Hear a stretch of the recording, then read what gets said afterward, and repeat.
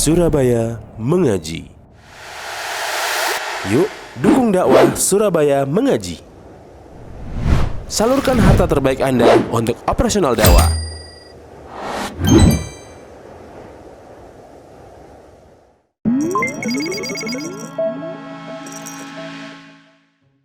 Bismillahirrahmanirrahim. Assalamualaikum warahmatullahi wabarakatuh. Innal hamdalillah nahmaduhu wa nasta'inuhu wa nastaghfiruh wa na'udzu billahi min shururi anfusina wa sayyiati a'malina. Man yahdihillahu fala mudilla lahu wa man yudlil fala hadiya lahu. Wa asyhadu an la ilaha illallah wahdahu la syarika lahu wa asyhadu anna Muhammadan 'abduhu wa rasuluh. Ya ayyuhalladzina amanu taqullaha haqqa tuqatih wa la tamutunna illa wa antum muslimun. Ya ayyuhan nasu taqu rabbakumul ladzi khalaqakum min nafsin wahidah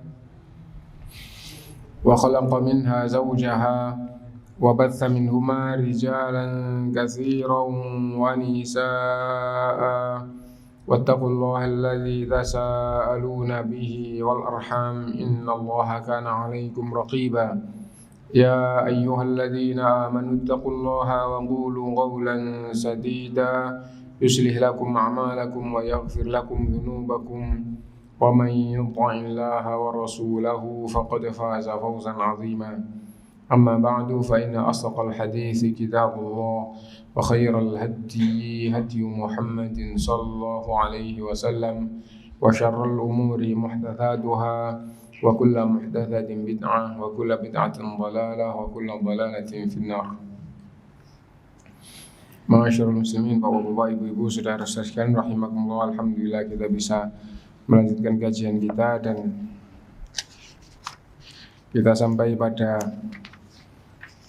nomor 6, yaitu zuhurul fitan, nampaknya atau munculnya fitnah-fitnah di dalam Islam. Yang pertama, zuhurul fitan minal masyriq, ya, muncul fitnah dari belahan bumi umat Islam bagian timur. Aktsarul fitani alladzi dhaharat fil muslimin kana manba'uha minal masyriq. Kebanyakan fitnah yang muncul di tengah-tengah umat Islam berasal dari negeri timur. Min haitsu yatlu'u qarnu syaitan, dari arah terbitnya tanduk setan. Wa huwa mutabiqun lima akhbara bihi Nabiyur Rahmah sallallahu alaihi wasallam, sesuai dengan yang diberitakan oleh Rasulullah sallallahu alaihi wasallam. Faqad jaa fil hadits an Ibni Umar radhiyallahu anhuma, terdapat di dalam hadis yang diriwayatkan oleh Ibnu Umar radhiyallahu anhuma di dalam Sahih Bukhari dan Muslim dan perawi hadis yang lain. Dan di awal apabila hadis itu sudah di Bukhari dan Muslim ditunjukkan nomor hadisnya di Bukhari dan Muslim, lalu mencukupkan dengan keduanya, karena kalau sudah di Bukhari dan Muslim sudah dipastikan sahih, dan ulama-ulama atau perawi hadis yang lain ya, itu kalau disebutkan lagi ya hanya sekedar menguatkan, karena apabila sudah di Bukhari dan Muslim maka itu tingkatan kesahihan yang paling tinggi dari kalangan ulama-ulama lain ya. Dalam Sahih Bukhari dan Muslim dari Ibnu Umar radhiyallahu anhuma annahu sami'a Rasulullah sallallahu alaihi wasallam, sesungguhnya Ibnu Umar radhiyallahu anhuma mendengar Nabi sallallahu alaihi wasallam wa huwa mustaqbilal masyriqi yaqul, ketika itu Rasulullah SAW menghadap ke arah timur dan bersabda, ala innal fitnata hahuna, ala innal fitnata hahuna min haitsu yatlu'u qarnu syaitan.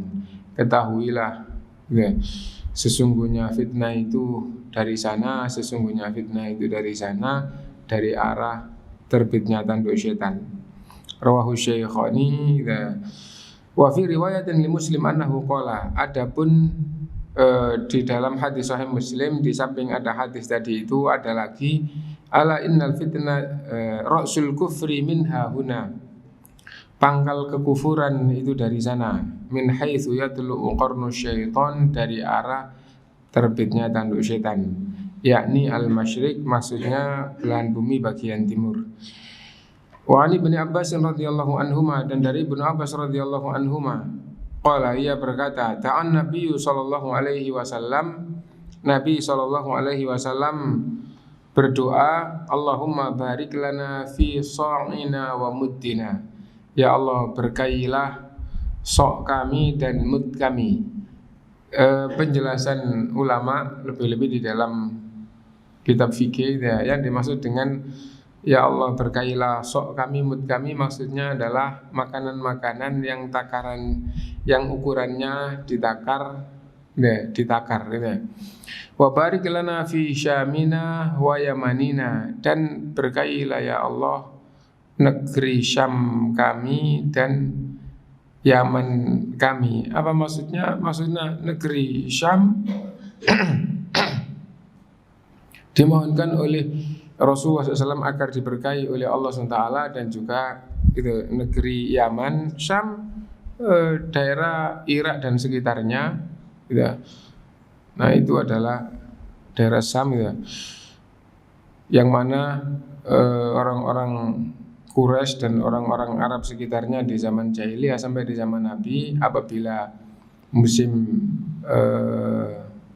panas pergi ke Syam, nah itu ke daerah Afghanistan, ke daerah sampai daerah Irak dan sekitarnya gitu.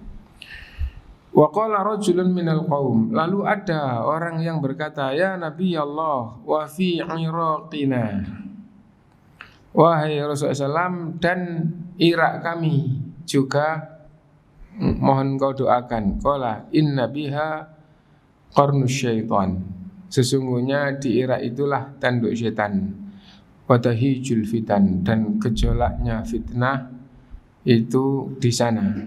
Wa innal jafa'a bil masyriq, dan sungguh kekacauan itu di negeri timur. Nah, dan akhirnya datang ke, terus merambah sampai meluas kemana-mana gitu. Qala Ibnu Hajar, Imam Ibnu Hajar abad ke-8 Hijriah berkata, wa awwalul fitani kana manba'uha min qibalil masyriq, munculnya kekacauan di dalam Islam berawal dari timur. Fakana dzalika sababan lil furqati bainal muslimin, dan itu jadi sebab pecahnya umat Islam. Ya. Wa dzalika mimma yuhibbu syaitan, dan itu yang paling dikehendaki oleh syaitan, bahwa Islam berpecah gitu. Wa yafrahu bihi, dan senangnya syaitan itu gitu. Yang besar itu adalah pecahnya umat Islam.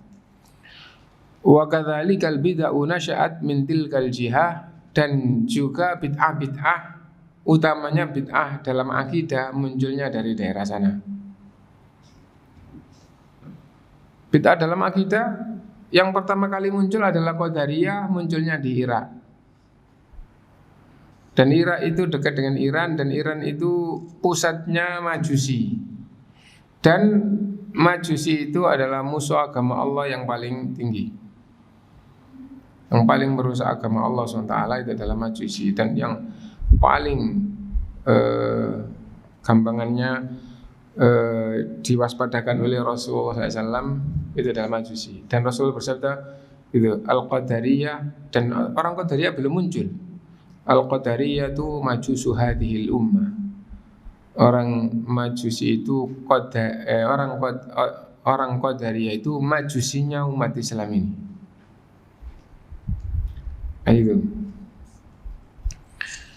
Nah, orang Qadariyah itu orang yang tidak percaya bahwa perbuatan manusia itu ada takdirnya.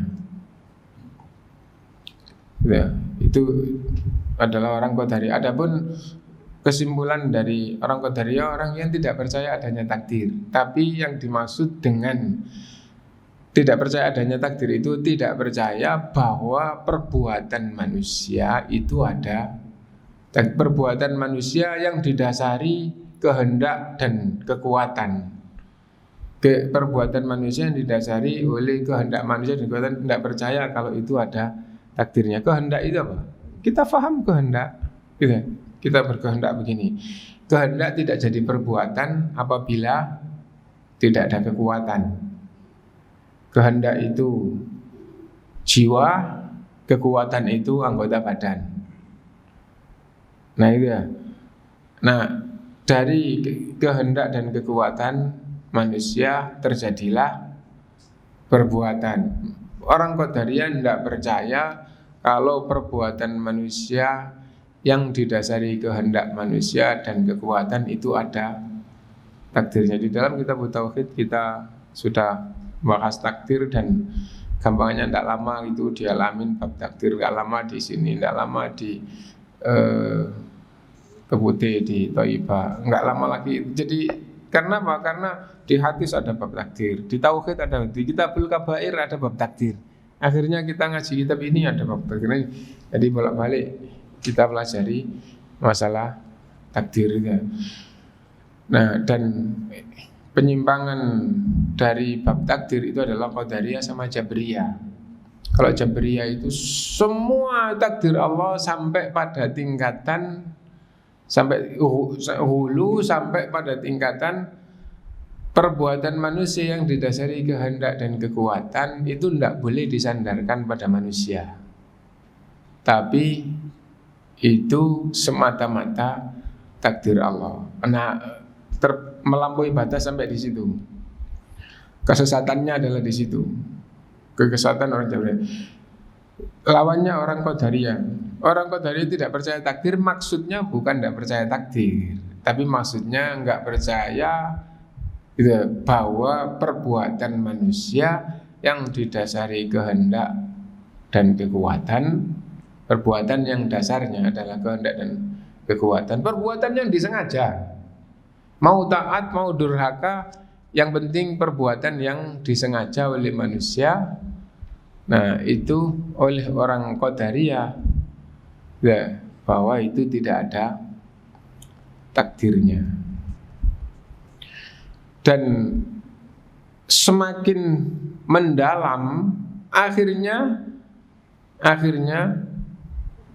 sama ahlu sunnah yang mengatakan bahwa takdir itu adalah ilmu Allah. Kalau nggak ada takdirnya berarti Allah tidak tahu. Mereka menjawab Allah tidak tahu.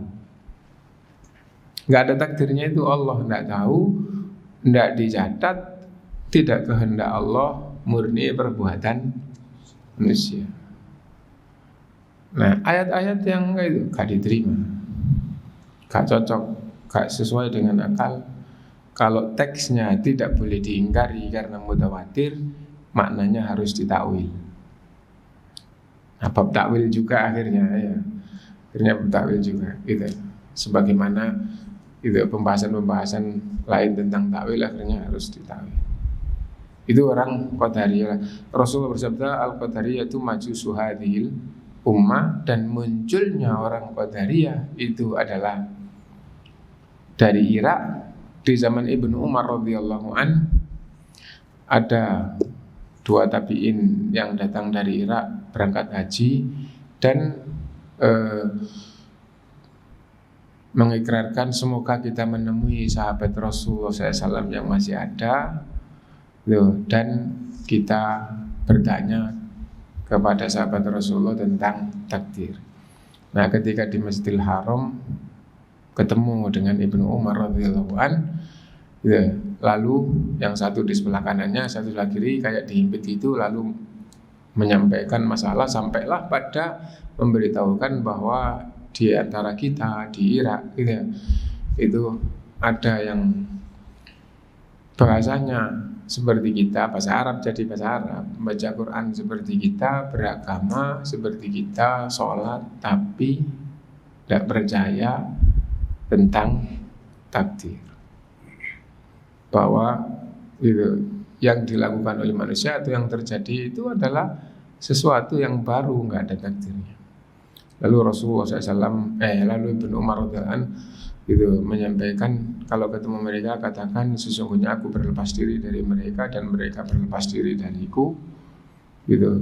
Dan demi Allah seandainya mereka punya emas sebesar gunung Uhud diinfakkan di jalan Allah, tidak akan diterima oleh Allah SWT sampai mereka beriman kepada takdir. Lalu membacakan hadis Rasulullah SAW bahwa iman itu baru dikatakan benar sebagaimana disampaikan oleh Rasulullah. Iman itu apabila kamu beriman kepada Allah, beriman kepada malaikat-malaikatnya, beriman pada kitab-kitabnya, beriman pada rasul-rasulnya, beriman pada hari akhir, dan beriman kepada qada dan qadar. Nah itu munculnya orang Irak dari mana? Dari orang Iran, dari orang Majusi. Nah, karena yang awal sebelum Islam datang itu adalah peradaban orang Majusi.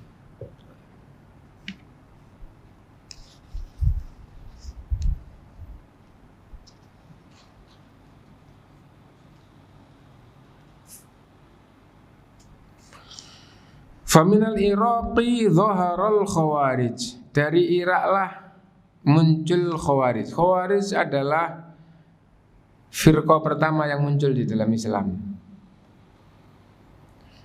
Firqah yang pertama kali muncul dalam Islam adalah khawarij. Munculnya itu dari Irak.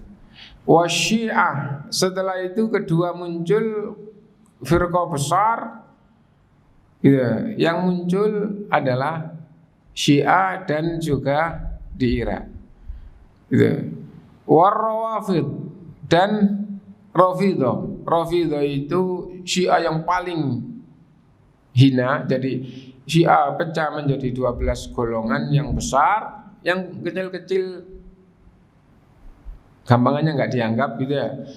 Nah, dan yang besar itu dari 12, yang paling jauh dari agama, bahkan jauh dari akal, itu adalah Rafidhah. Rafidhah nama lainnya adalah Itsna Asyariyah.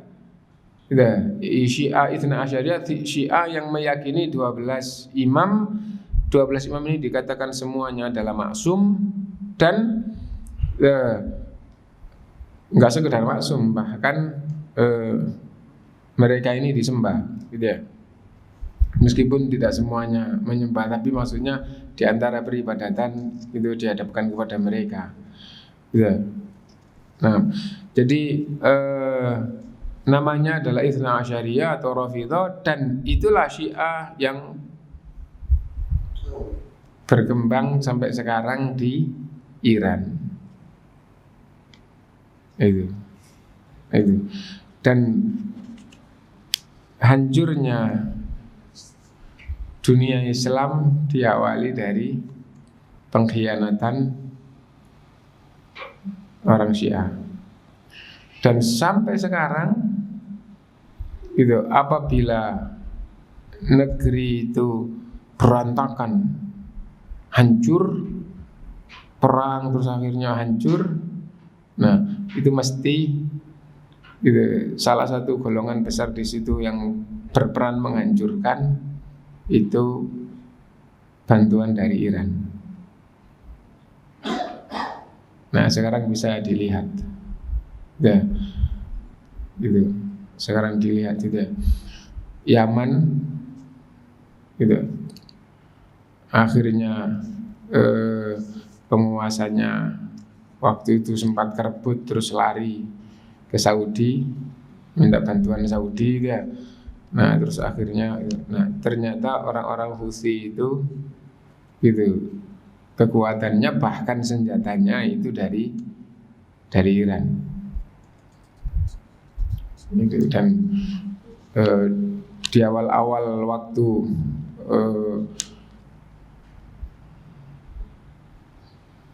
kelompok Houthi ini menguasai di ya kurang lebih 9 tahun yang lalu gitu, 8 tahun yang lalu, 9 tahun yang lalu. Nah itu bisa menguasai Yaman gitu ya. Bandara juga jadi ibu kota sudah dikuasai, bandara dikuasai, langsung dibuka dibuka perjalanan Iran Yaman, di dalam berita itu sehari perjalanan Yaman Irak itu Yaman Iran itu 12 kali. Ya. Nah, jadi kayak gitu. Nah, kemudian enggak tahu Bapak-bapak sempat ngikuti apa enggak waktu itu gitu ya. Terus akhirnya bantuan, karena minta pertolongan ke Saudi, kemudian akhirnya bantuan dari Saudi angkatan itu, dan yang gampangannya yang saya ikuti yang paling besar itu adalah menghancurkan bandara. Nah, setelah itu akhirnya akses ke Iran lambat, terus akhirnya didatangkan pasukan darat, terus akhirnya mereka banyak ditahan karena di Iran sendiri golongan juga banyak, akhirnya sulit juga. Akhirnya Saudi hanya menahan pasukan supaya tidak, pasukan Houthi, pasukan orang-orang Syiah yang dibiayai dari Iran, supaya tidak semakin menghancurkan. Nah, akhirnya perang itu bahasanya di media gitu, perang di Iran tapi antara Houthi dengan Saudi. Padahal Saudi itu hanya berusaha menahan gitu ya. Nah, kalau butuh diperangi dengan, kalau hanya orang Houthi saja hancur, tapi mereka buktinya 8 tahun tidak terkalahkan. Nah, jadi itu. Tapi kenapa? Karena perang dengan mereka itu tidak perang dengan mereka, dengan Iran. Dan Iran itu bukan main-main gitu. Negara yang punya senjata biologi itu adalah Iran gitu. Nah,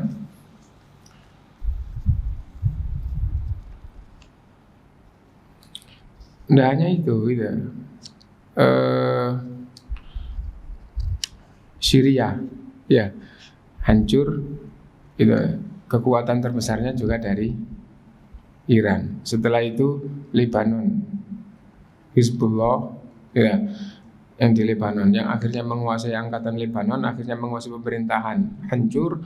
Dan di awal kehancuran itu ibu kota dihancurkan semuanya, dan gitu kebanyakan itu semua yang besar-besar itu adalah kerjasamanya dengan Saudi, hancur semuanya. Nah itu, terus pemerintahan waktu hancur itu sudah dikuasai oleh Hizbullah gitu ya. Nah, Saudi terus negosiasi terus bahwa kita siap semuanya membantu, yang penting Hizbullah enggak, kalian berdiri sendiri, mau kerjasama silakan berdiri sendiri, tapi Hizbullah tidak bisa. Begitu Hizbullah terus tambah, itu akhirnya Saudi tidak bisa memilih Hizbullah yang dari Iran, berarti putus dengan kita. Gampangnya begitu. Nah, akhirnya keputusan terakhir itu begitu di stop impor dari Lebanon ke Saudi, gak sampai 2 minggu kelaparan semua orang Lebanon. Nah, jadi kayak gitu. Nah, kalau gitu kenapa tidak minta bantuan ke Iran?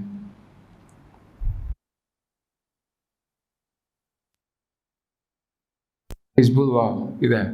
Ya, sesungguhnya dengan Saudi itu dibantu makanan tapi dijadikan budak oleh Saudi, itu bahasanya. Bahasamu gitu, kita yang dari luar bahasamu kayak gitu terserah, tapi intinya begitu putus rakyatnya jadi kelaparan semua. Gitu. Nah, dan setelah itu terus Kuwait mutus, setelah itu terus negara-negara tangga mutus semuanya. Nah, jadi ya gitu. Nah, itu diikuti berita-berita yang kayak gitu, dan jangan menerima berita dari satu pihak tapi dua-duanya, terus akibatnya seperti apa terus difahami sendiri. Semua yang hancur dan akhirnya rakyatnya kelaparan, dolar jadi sangat tinggi, padahal dolar di negeri itu masih tetap dijadikan pegangan, masih dijadikan ukuran patokan. Wah, kalau dolar tinggi berarti mata uang negerinya jatuh gitu. Terus akhirnya semua tambah repot, masih kayak gitu. Nah, akibatnya yang nanggung siapa? Rakyat. Nah, itu sekarang kita aja kenapa? Karena kalau media itu media mereka lebih gampangannya kelihatan baik dan yang jelek itu mesti Saudi. Padahal Saudi di seluruh negara Arab itu, loh kalian milih kayak gitu silahkan, kita putus, begitu putus hanya amburadul semua, hancur semuanya. Nah jadi kayak gitu. Kenapa? Saudi negara kaya, bantuannya banyak, dan bantuan Saudi yang bantuan murni, bukan bantuan negara ke negara lain seperti umum dibantu sekian ratus juta dolar, itu maksudnya hutang. Bantuan Saudi banyak yang tidak hutang. Ya. Nah terus suara di dunia yang tersebar di orang umum kan Palestina misalnya. Semua negara membantu Palestina, hanya Saudi yang tidak membantu. Akhirnya semua negara Islam akan mengutuk Saudi, dan Saudi akan hancur karena kutukan. Itu yang muncul di permukaan gitu. Dan kalau seandainya mereka tahu kalau bantuan itu bukan senjata, gitu, tidak ada yang bisa bantu separuhnya atau seperempatnya Saudi. Ya, dan bantuan Saudi itu mesti sampai ke tujuan, sampai ke rakyat, sampai ke kayak itu. Adapun bantuan dari Indonesia lewat mana belum tentu nyampe. Bisa jadi nanti sampainya itu ke golongan-golongan ke Israel, karena Bapak barangkali belum mendengar ya. Sudah lebih dari 5 tahun seluruh Palestina proses negeri itu pemegang Israel. Orang Palestina manapun mau keluar negeri kan prosesnya kan ke imigrasi, itu yang megang Israel. Ulama mau orang negara, mau orang itu kayak gitu. Data kependudukan segala macam itu sudah dipegang Israel. Zionis maksudnya. Nah jadi kayak gitu. Terus mungkin Bapak juga tidak tahu, di Indonesia anak-anak pegang HP katanya ya buka video porno kan tidak bisa ya. Kalau di Saudi orang-orang Islam gampang. Di Saudi di mana? Di Israel, di Palestina gampang. Kenapa? Karena yang memegang itu Zionis Israel dan itu tidak disortir oleh negara yang megang. Saya nggak ahlinya, nggak bisa ngomong gitu, tapi maksudnya ya, kalau di Indonesia buka ini nggak iso, buka ini nggak iso, katanya begitu. Nah itu, kenapa? Karena disortir sama pemerintah Indonesia bahwa konten-konten yang itu nggak boleh dibuka di Indonesia. Nah, dia itu di Israel itu bebas, yang nggak buka itu hanya keluarga utamanya yang ngaji sunnah, dan itu sedikit. Perkampungan, kota, desa yang dibangun Saudi semuanya gratis untuk rakyat. Ada tempat pendidikan, ada apa gitu. Itu nggak pernah diekspos, dan Saudi tidak butuh ekspos untuk bantu kayak gitu. Apa artinya diceritakan nggak diceritakan? Gitu. Nah dan sekarang juga hancur semuanya yang di daerah perang. Nah itu. Lah kok nggak bantu senjata? Saudi sendiri senjata itu gampangnya negara yang bukan negara besar. Negara besar yang punya senjata itu adalah Mesir. Dan apakah Mesir bantu senjata? Tidak. Bantu senjata langsung dibom sama Amerika. Gampangnya begitu. Nah jadi itu. Nah intinya bahwa dari hadis sampai sekarang itu negeri timur itu adalah awal, dan terus dari situlah fitnah yang melanda umat Islam, dan sampai hari kiamat akan seperti itu. Nah, adapun tadi yang kita sampaikan adalah kalau sampai ada perang di dalam negeri, bukan perang negara ini dengan negara luar, tapi perang di dalam negeri. Ya itu khususnya yang nyata-nyata itu adalah di dataran Timur Tengah gitu ya. Nah hancur itu peran Iran itu adalah peran utama. Nah itu. Nah jadi hati-hati gitu ya. Saya mendengarkan orang Indonesia tapi dia di Jakarta Pusat gitu ya, ketemu beberapa hari yang lalu gitu ya. Nah itu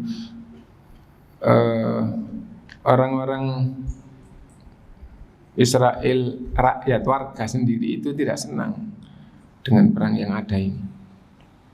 Dengan perang yang ada ini tidak senang, karena itu mereka juga tidak senang dengan gampangannya itu. Tapi mereka juga gampangannya itu nyalahkan, kenapa? Karena lo yang mengawali itu Islam, gitu bahasanya.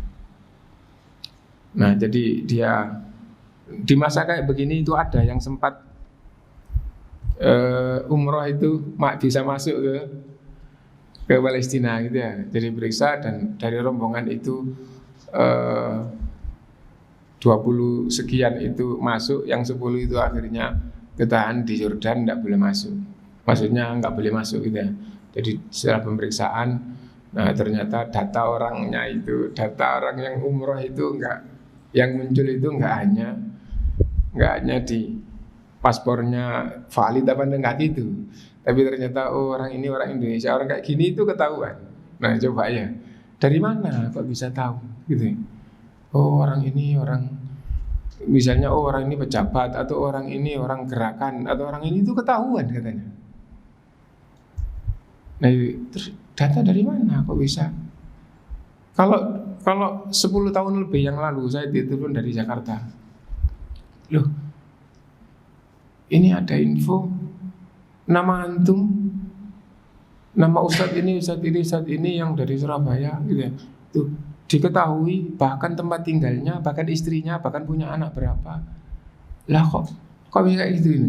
Sudah 10 tahun yang lalu gitu. Nah inilah kalian, aku bilang gitu, saya bilang gitu, inilah kalian. Jadi kita itu tidak tahu apa-apa tentang kayak gitu, tapi kita itu hanya ngaji hadis, ngaji fikih, ngaji tauhid. Tapi dari mana mereka punya data saya, punya data ustadz ini. Nah jadi kayak gitu. Terus saya tinggal di sini. Dari mana kayak gitu? Saya menikah, itu diketahui menikah. Nah, jadi dari mana kayak gitu? Nggak ngurusin itu. Yang penting ngomong harus hati-hati. Nah kita ngomong yang penting ngomong ngaji, hati-hati apalagi. Baca ayat, baca hadis ini. Nah dari dulu gitu, kalau orang itu gampangannya ditangkap, dibunuh gitu ya, gampangannya memang ajalnya segitu, gitu aja gitu. Nggak pakai diadili, banyak yang ditangkap, dibunuh, nggak pakai diadili. Nah jadi itu intinya bahwa di dunia sekarang itu untuk mengetahui data orang per orang itu Masya Allah, itu nggak tahu dari mana tapi sudah ketahuan semuanya gitu. Nah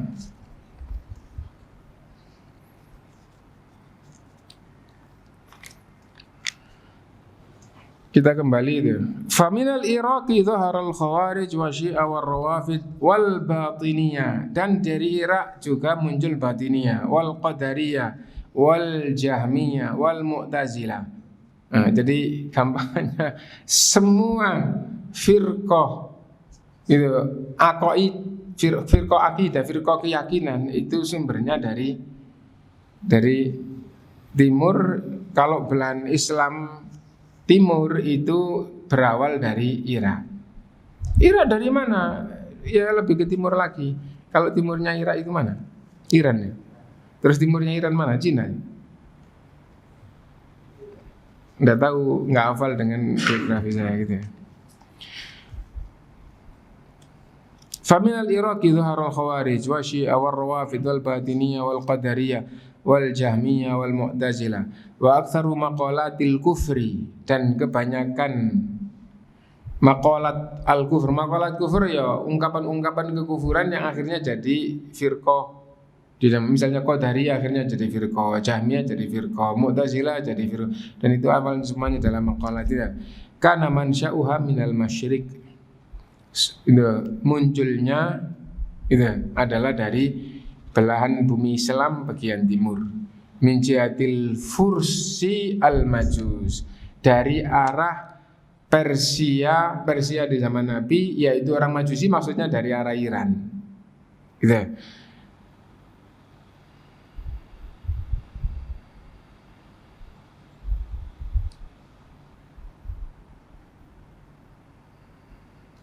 Ada bahasa yang nggak bisa baca saya gitu. Jadi kalau dibaca dengan bahasa Arab saja ya. Gitu.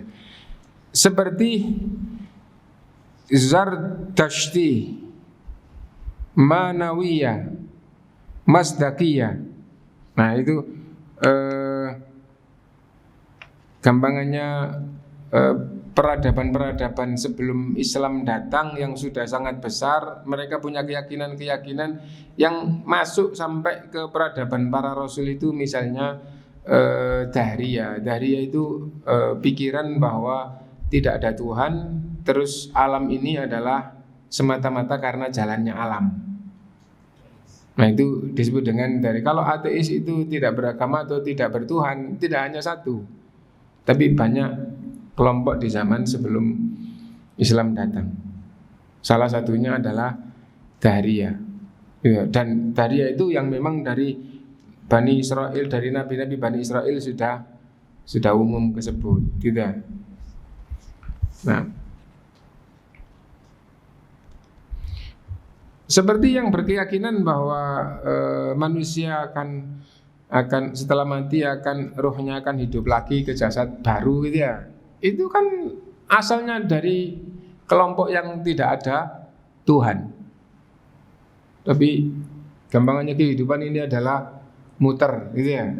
Nah jadi itu. Dan itu beda dengan Dahriyah. Beda lagi itu. Nah terus ada yang mengatakan bahwa Tuhan itu dua, yaitu terang sama gelap. Tidak ada, Allah nggak ada, tapi Tuhan yang menjadikan alam ini wujud dan jalan itu adalah terang sama gelap, gitu. Nah itu ada namanya tersendiri, gitu. Nah jadi kalau kita baca buku-buku Arab yang ditulis oleh ulama-ulama dulu, gitu ya. Nah terus pikiran-pikiran dulu yang tersebar sebelum Islam datang. Nah jadi itu. Nah, tapi karena saya juga tidak ahli di situ, akhirnya ya saya dulu waktu masih kuliah itu baca buku gitu, suruh serius, tapi setelah itu nggak baca lagi ya, nggak baca. Terus buku tua kayak gitu nggak ditaklimkan ya, cuman ingat dikit-dikit, kilas-kilas gitu aja. Nah,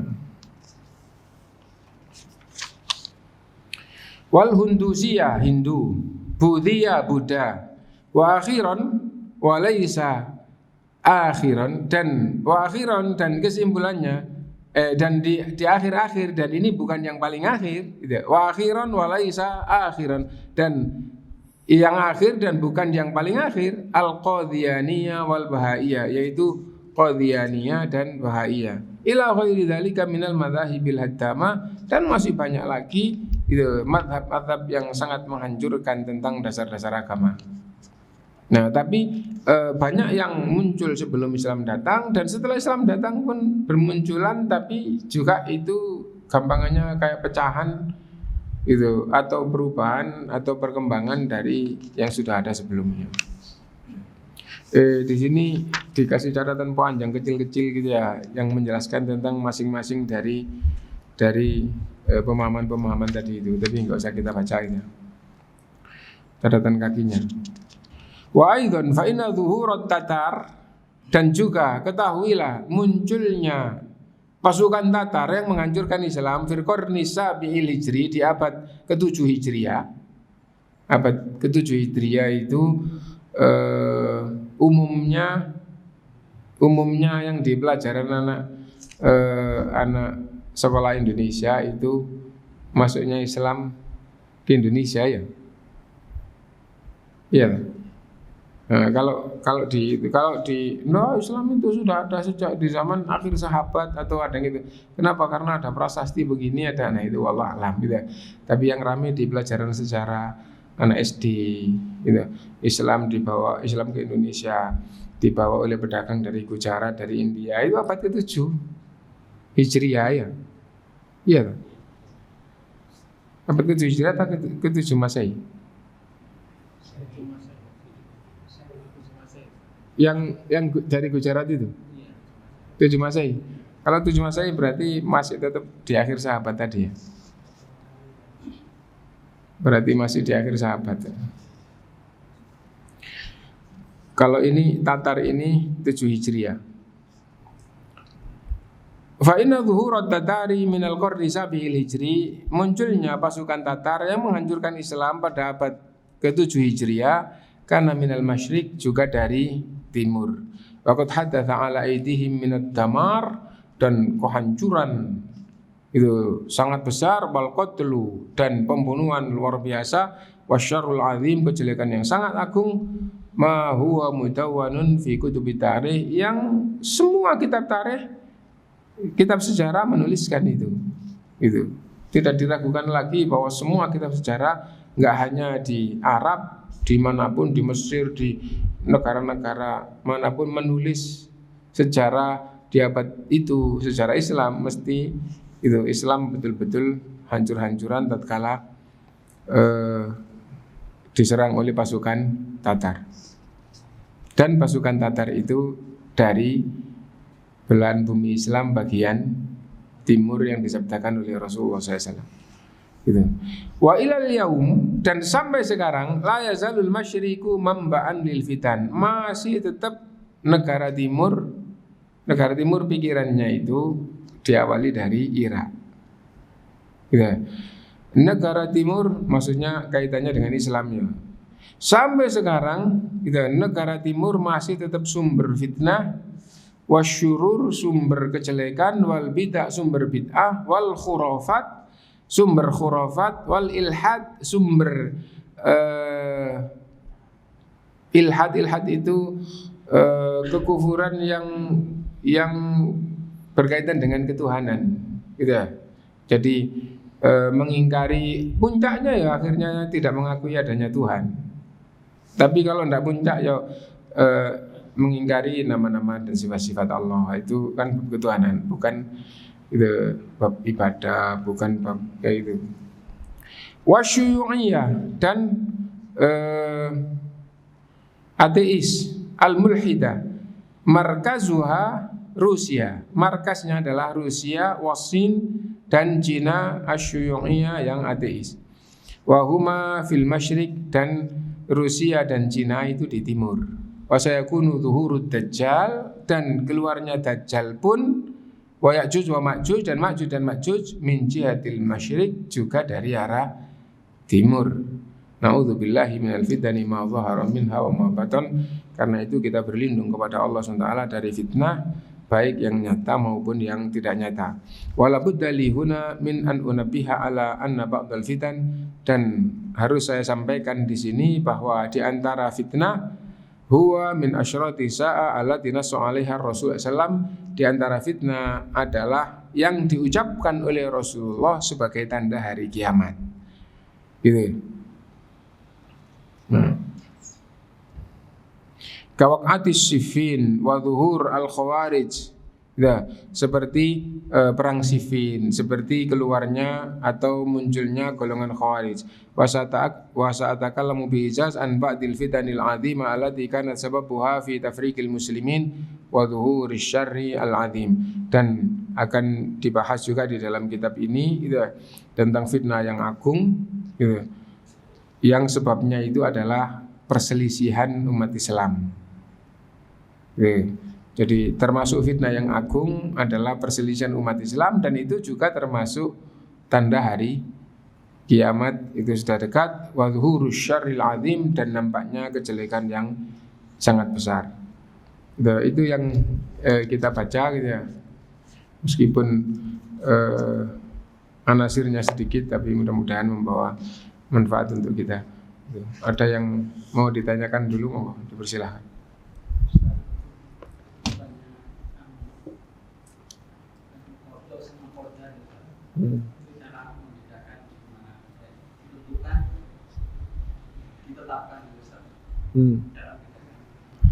Qadha dan qadar, ya, qadha dan qadar itu istilah di dalam Islam. di dalam agama Islam, dalam syariat Islam ada yang teksnya qadha dan qadar, gitu ya. Dan ayat-ayat dan hadis-hadis yang berkaitan dan ungkapan ulama yang berkaitan dengan kata qadha dan qadar maksudnya adalah takdir, gitu ya. Apabila disebut qadha saja atau disebut qadar saja, maka maksudnya sama. Maksudnya sama, yaitu takdir. Di dalam syariat seperti itu. Gitu. Karena itu sering saya nyampaikan jangan terlalu patokan dengan teks kata, tapi apa ini maksudnya di dalam agama. Nah itu yang penting gitu ya. Kenapa? Di dalam Quran, dalam hadis banyak yang teksnya mirip-mirip gitu. Bahkan ada yang dari satu kata terus gitu. Kalau kita nggak ngikutin prinsip yang dijelaskan oleh ulama, bisa nanti gitu. Itu lo apa bedanya yuk? Terus akhirnya kembali ke ahli bahasa. Bukan itu maksudnya. Maksudnya bukan kembali ke ahli bahasa, tapi kembali ke gitu. Maksudnya di dalam agama ini apa. Dan bahkan misal ada satu kata di dalam surat Kahfi, karena yang muncul, apa yang muncul yang kita sampaikannya, tasdik. Kalau Bapak lihat di kamus tasdik tidak akan ketemu. Kamus Arab kayak apapun itu di kamus ya. Tapi kalau di zaman sekarang itu ngetek tasdik itu di internet ketemu. Tasdik itu dari kata istato'ah, jadi aslinya adalah tastati. Di dalam surat Kahfi itu disebutkan 2 kali di kisah Nabi Musa sama Nabi Khidir, gitu ya. Dan Dzulqarnain. Nah itu kenapa kok tasdik, kok nggak tasdik? Terus kalau di Nabi Musa itu tasdiknya belakang, kalau di Dzulqarnain itu tasdiknya di depan. Nah, apa bedanya tasdik dengan tasdati? Maksudnya sama saja, itu aja. Gak usah repot-repot ya. Nah, sekarang qadha dan qadar, kalau disebutkan qadha saja atau qadar saja maksudnya sama. Apabila disebut dua-duanya di dalam satu alinea atau satu kalimat sempurna dengan arti yang beda, secara umum ulama mengatakan qadha itu ketetapan Allah sebelum terjadi, qadar itu untuk mengungkapkan jika sudah terjadi. Meskipun begitu, ada beberapa ulama yang pemahamannya kebalikannya. Jadi beberapa ulama bahkan mengatakan, dan mereka juga ahli dalam bahasa, bahkan kalau disebut dua-duanya gitu, yang qadar itu yang belum digunakan untuk menyebut takdir Allah sebelum terjadi, dan kalau qadha itu sudah terjadi. Tapi kebanyakan ulama enggak. Kebanyakan kitabnya ulama bahwa qadha dan qadar kalau disebut dua-duanya dengan arti yang beda, ya, itu qadha itu untuk menyebutkan takdir Allah sebelum terjadi, gitu. Dan qadar itu untuk menyebut takdir Allah setelah terjadi. Nah itu. Adapun di antara dalilnya adalah meskipun bisa jadi kadang-kadang disebut satu, nah ini disebutkan qadar, nah kok belum terjadi. Nah itu. Nah ini disebutkan. Kalau disebutkan satu, dua-duanya sama, maknanya sama. Misal itu, qaddarallahu wa ma syaa fa'al. Takdir Allah dan apa yang Allah kehendaki pasti terjadi. Kan disebutkan satu, berarti ya dari awal sampai akhir, dari maratibul qadar. Nah, maratibul qadar kita sudah pelajari dan kita ulang sampai karena nggak didik terus Murojaah dikit terus tambah maju kan gitu terus ya. Dan di hampir di semua tempat kalau bab takdir itu saya selalu pertama sedikit, nanti kedua itu diulang dengan singkat sedikit terus tambah. Akhirnya sampai akhir itu beberapa kali supaya betul-betul tidak lupa lagi bahwa takdir itu apa. Supaya nggak lupa ya tentang takdir. Sekarang pertanyaannya takdir itu apa? Kalau sudah taklim jangan takdir itu apa? Takdir itu adalah itu kehendak Allah. Jangan gitu lagi ya. Itu gampangnya bagi saya itu yang belum taklim gitu. Ngomong itu. Takdir itu ilmu Allah. Lalu apa yang Allah tahu Allah catat. Catatan itu disebut dengan catatan takdir. Allah sudah berkehendak atau belum? Belum, Allah belum berkehendak. Ilmu Allah itu sifat Allah. Ya. Lalu ilmu Allah tentang makhluk Allah catat. Catatannya itu adalah catatan takdir. Nah itu. Nah, ketika tiba waktunya Allah kehendaki. Ketika tiba waktunya Allah kehendaki. Jadi di zaman Nabi Ibrahim Allah belum menghendaki Nabi Musa naik ke gunung. Betul apa salah?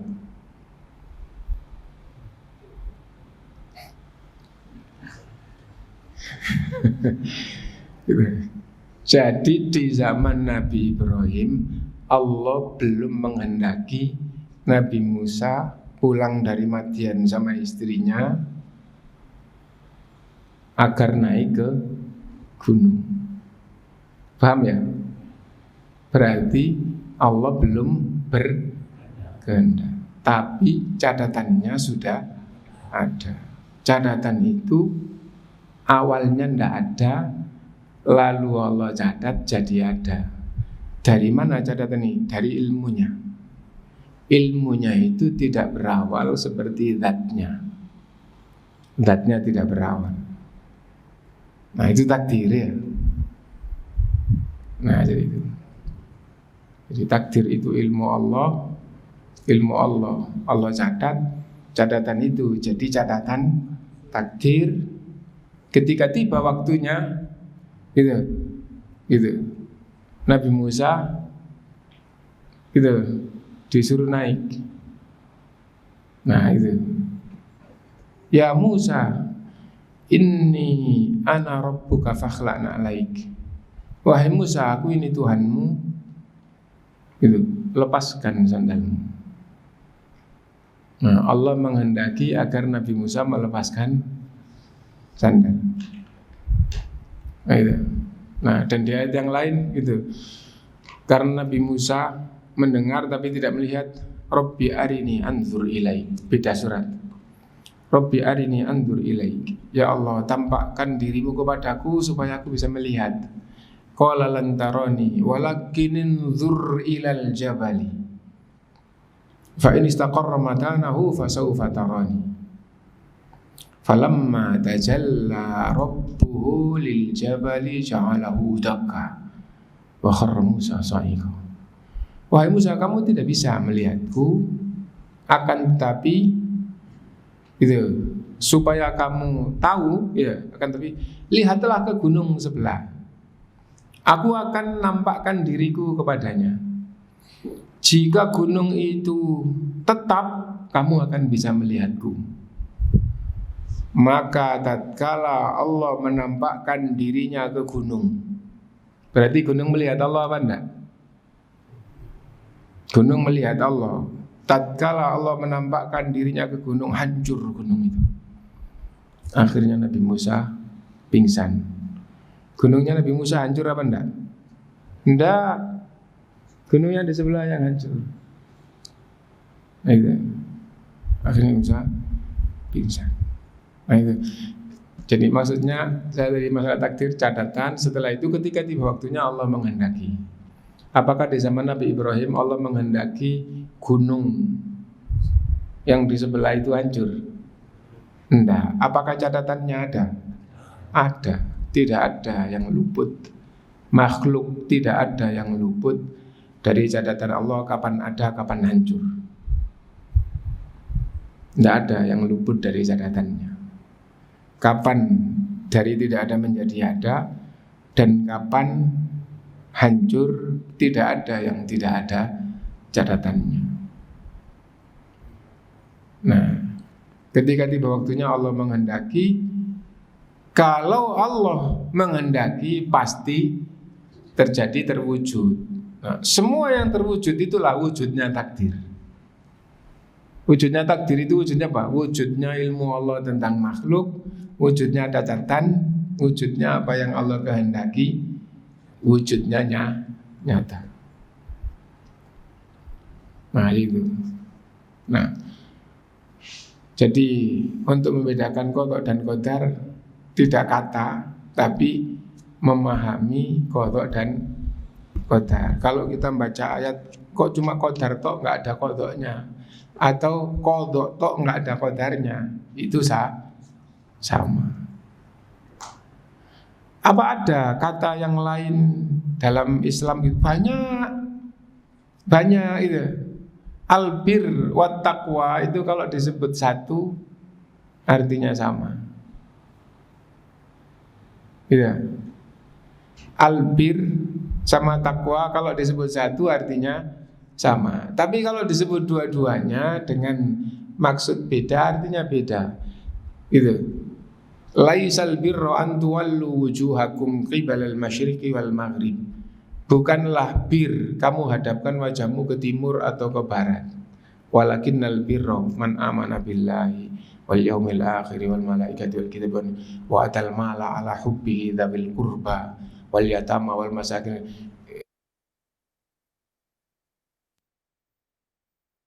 Amal iman, amal kepada Allah, amal sesama manusia, itu semua adalah albir, itu semua adalah takwa.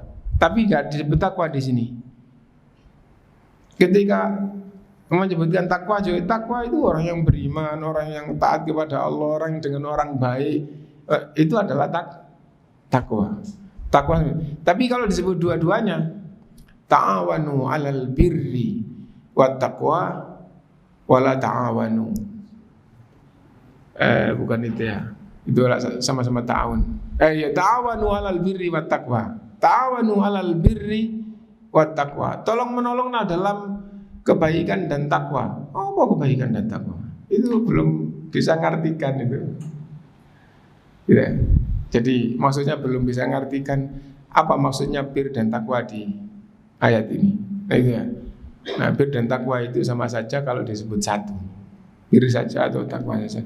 Tapi kalau disebut dua-duanya, ta'awanu 'alal birri, tolong menolonglah di dalam mewujudkan kebaikan. Wat taqwa, dan tolong menolonglah di dalam menghilangkan, menghapus kejelekan.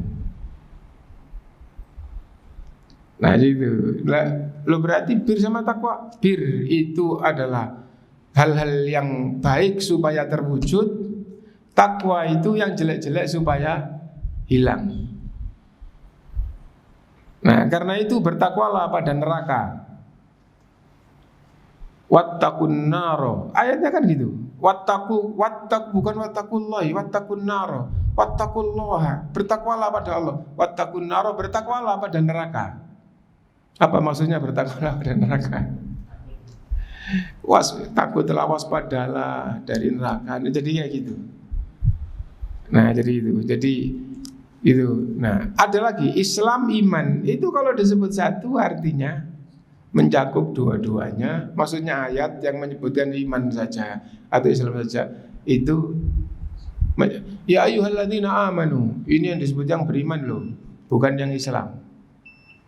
Nah, yang beriman adalah yang beragama Islam gitu. Yang Islam adalah orang yang beriman. Nah, kalau disebut dua-duanya dengan arti yang beda, iman itu yang berkaitan dengan kepercayaan, Islam itu yang berkaitan dengan amalan-amalan zahir, gitu. Nah, jadi itu. Nah, itu lafadz di dalam agama itu tidak difahami itu teks kata ini kok beda dengan ini, bagaimana cara, tapi memahaminya adalah apa yang dimaksud kata ini di dalam agama, di dalam syariat. Wallahu a'lam. Subhanakallahumma bihamdika asyhadu an la ilaha illa anta astaghfiruka wa atubu ilaik. Walhamdulillahirabbil alamin. Assalamualaikum warahmatullahi wabarakatuh.